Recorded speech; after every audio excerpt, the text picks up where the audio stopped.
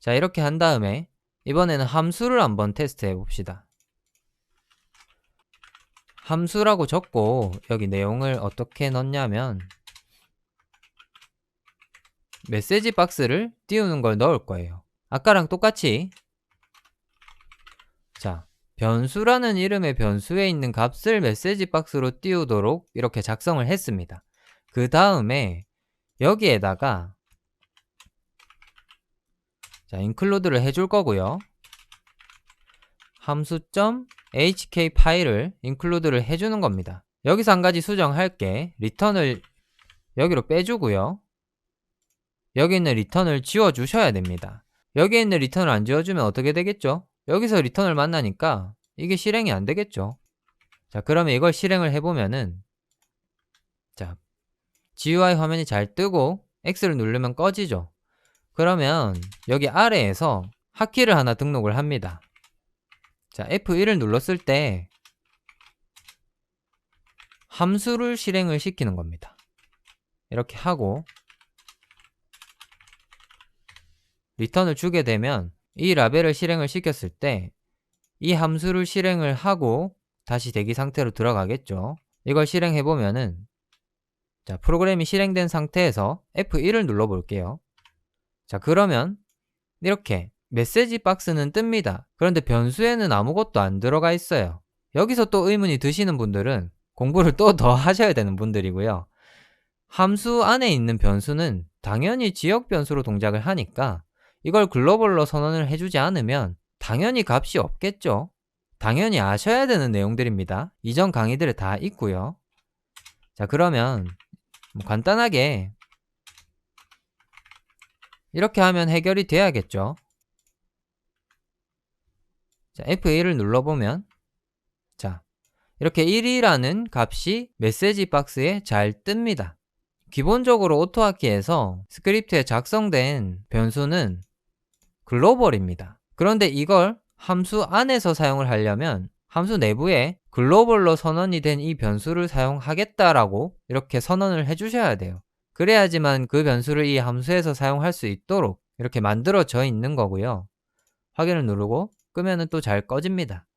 그리고 마지막으로 클래스인데 이것도 간단하게 해볼게요. AA라는 이름의 클래스를 만들고 여기 안에 소문자 A라는 변수를 만들고 2를 넣겠습니다. 자, 이걸 저장을 한 다음 똑같이 샵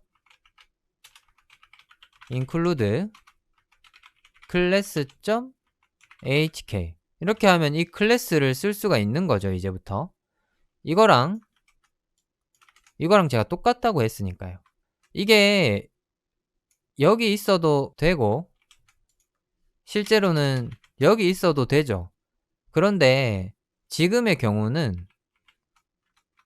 무조건 여기 있어야 됩니다. 여기 있어야지 이 파일을 불러와서 이 내용이 추가가 되는 거겠죠. 프로그램을 실행했을 때. 자, 그러니까 include는 나중에 또 설명드리겠지만 스크립트 최상단에 있는 게 맞는 거고요. 이렇게 불러온 다음에 이거를 F1을 눌렀을 때 함수를 실행시키는 대신에 인스턴스를 하나 만들고 자, 이렇게 하면은 클래스 AA의 객체가 하나 생성이 돼서 이 inst라는 변수 안에 저장이 되겠죠. 클래스 이용 방법 모르시는 분들은 A2G 강의에 있으니까 보시고요. 메시지 박스로 객체 안에 A라는 변수에 있는 값을 띄워 보겠습니다. 자, 이걸 실행을 하면은 F1을 누르면 자, 이렇게 2라는 값이 메시지 박스로 뜨죠.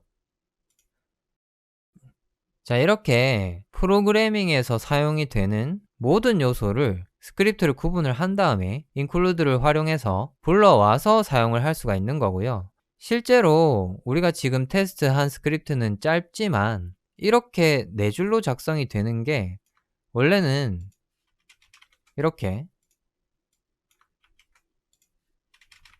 길게 이렇게 작성이 돼 있어야 똑같은 기능을 하는 거겠죠. 이거는 여기 위로 올리고 이걸 똑같이 만들어 보면은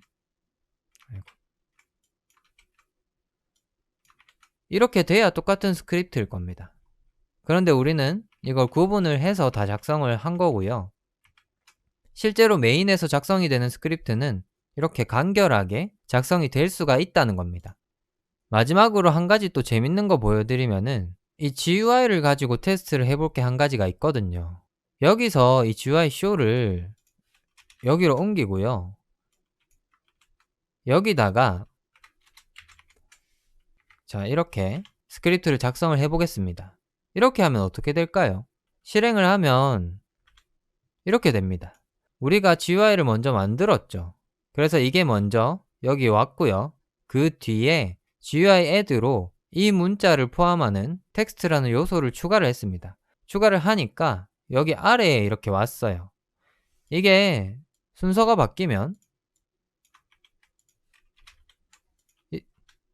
이렇게 됩니다.